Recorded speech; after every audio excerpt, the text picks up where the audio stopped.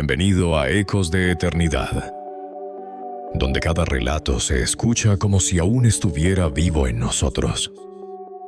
Dicen que las grandes historias a veces comienzan de forma silenciosa, con un detalle que parece pequeño, pero que guarda dentro el poder de transformar un destino. Un obsequio sencillo, un gesto nacido del amor, un manto tejido con muchos colores. Lo que debía ser motivo de alegría, pronto se convirtió en la chispa de la envidia. Y quizá tú y yo también lo hemos sentido. Ese vacío cuando alguien recibe lo que anhelábamos. Esa sombra que se asoma sin permiso en el corazón. En la tierra de Canaán vivía un joven llamado José, el hijo amado de Jacob en su vejez. José no era el mayor, tampoco el más fuerte, pero había algo en él que atraía la mirada de su padre. Jacob lo miraba con ternura especial, con ese amor que a veces, sin querer, se muestra más con unos que con otros. Y aquel afecto visible pronto se convertiría en el origen de un profundo conflicto. Un día, Jacob decidió expresar ese amor con un regalo. Mandó a tejer para José un manto largo, de muchos colores. No era un manto cualquiera. Sus tonos brillaban como el arco iris, y cada hilo parecía contar una historia de favoritismo y elección. José lo vistió con orgullo, y al caminar, la tela ondeaba como si la luz del cielo lo envolviera. Pero mientras Jacob sonreía al verlo, los ojos de sus hermanos se llenaban de sombras. Celos, envidia, resentimiento. Porque cada pliegue de ese manto les recordaba que ellos no eran los preferidos, que el corazón de su padre no latía igual por todos. Y poco a poco, en el silencio de sus corazones, comenzó a crecer un odio. Un odio que pronto se volvería acción. El manto de colores, que debía ser símbolo de amor, se convirtió en una herida abierta entre hermanos. Y así, el destino de José empezó a tomar un rumbo inesperado. ¿Cuántas veces en nuestra vida hemos sentido la herida de la comparación? Cuando alguien recibe lo que nosotros también anhelábamos. Los celos son como una sombra que se mete en el corazón, silenciosa pero corrosiva. La historia de José nos recuerda que la envidia no surge de afuera, sino de adentro, y si no la enfrentamos, puede convertirnos en enemigos de quienes deberíamos amar. Lo que para Jacob era un regalo de amor, para sus hijos se volvió una chispa de odio. Así de frágil puede ser el corazón humano. José era joven, tenía apenas 17 años. Mientras sus hermanos pastoreaban los rebaños bajo el sol de Canaán, él soñaba, y un día compartió su sueño con ellos. Estábamos en el campo atando gavillas de trigo. De pronto, mi gavilla se levantó y permaneció erguida. Y las vuestras, rodeándola, se inclinaban ante la mía. Sus hermanos lo miraron con furia. ¿Acaso pretendes reinar sobre nosotros?, le dijeron con desdén. Y aunque sus palabras ya habían despertado envidia, José no dejó de hablar. Poco después, un segundo sueño iluminó su mente. He soñado que el sol, la luna y 11 estrellas se inclinaban ante mí, les confesó. Incluso su padre Jacob lo reprendió. ¿Acaso yo, tu madre y tus hermanos vendremos a inclinarnos ante ti? Y sin embargo, mientras sus hermanos lo odiaban aún más, Jacob guardaba las palabras en su corazón. Porque había en esos sueños un misterio imposible de ignorar. El resentimiento crecía como una semilla envenenada. Cada palabra de José, cada brillo de aquel manto de colores, cada gesto de favoritismo, era un recordatorio insoportable para sus hermanos. El odio ya no era un pensamiento oculto. se había convertido en un plan que esperaba la oportunidad perfecta para ejecutarse.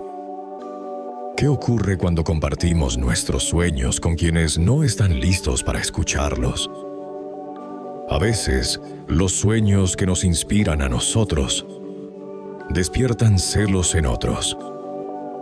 La historia de José nos recuerda que no todos celebrarán nuestras visiones, ni todos entenderán el propósito que arde en nuestro corazón. Y sin embargo, eso no significa que el sueño sea falso. Los sueños auténticos suelen incomodar, porque apuntan a un futuro que aún no existe y que pocos pueden aceptar.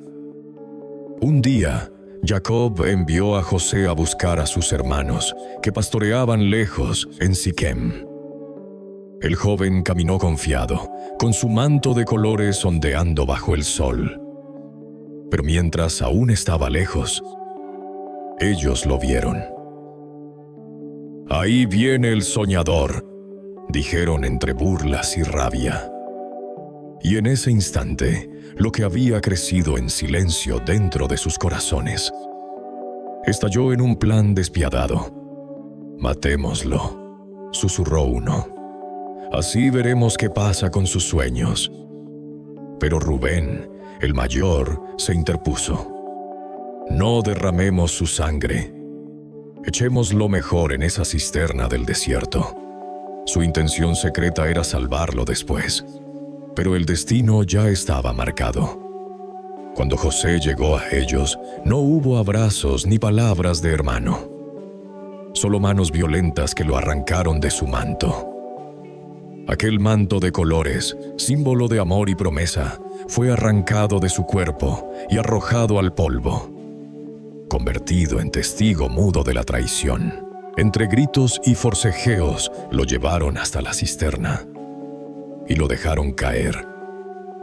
El golpe seco resonó en el vacío, y José quedó allí, en la oscuridad, atrapado, solo.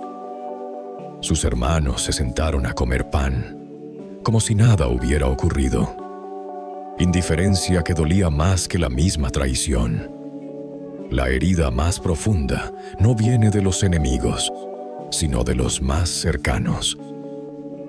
Así fue para José. No lo atacaron extraños, lo traicionaron sus propios hermanos. La envidia los cegó tanto que el lazo de sangre ya no significó nada. Y sin embargo, la historia no termina en la cisterna. A veces, cuando caemos en pozos de oscuridad, creemos que todo está perdido. Pero en el plan de Dios, las cisternas no son tumbas. Son transiciones. Lugares donde parece que morimos, pero en realidad comenzamos a ser transformados. Mientras José yacía en la cisterna, sus hermanos alzaron la vista y vieron una caravana acercarse. Eran ismaelitas que venían de Galaad, camellos cargados de especias, bálsamos y mirra, camino a Egipto. Entonces Judá habló: ¿qué ganamos con quitarle la vida? Vendámoslo a los ismaelitas. Al fin y al cabo, es nuestro hermano, nuestra propia carne. Y así, lo sacaron de la cisterna. Con manos que debieron abrazarlo, lo entregaron atado. Y lo vendieron por 20 piezas de plata, el precio de un esclavo. Los mercaderes se alejaron con José, y el eco de sus pasos se perdió en el desierto. Pero los hermanos aún necesitaban encubrir su crimen. Tomaron el manto de colores, aquel símbolo de amor paterno, y lo mancharon con sangre de cabra. Luego se lo llevaron a Jacob, diciendo: «Mira lo que hallamos. Reconoce si es el manto de tu hijo». Jacob lo tomó en sus manos temblorosas, y al verlo, su corazón se quebró. «Es el manto de mi hijo. Una fiera lo ha devorado. Sin duda José ha sido despedazado». Y Jacob rasgó sus vestidos, cubrió su cuerpo de luto, y lloró por su hijo muchos días. Nadie pudo consolarlo. Mientras tanto, José, arrancado de su hogar, era llevado a Egipto, hacia un destino que aún nadie podía comprender.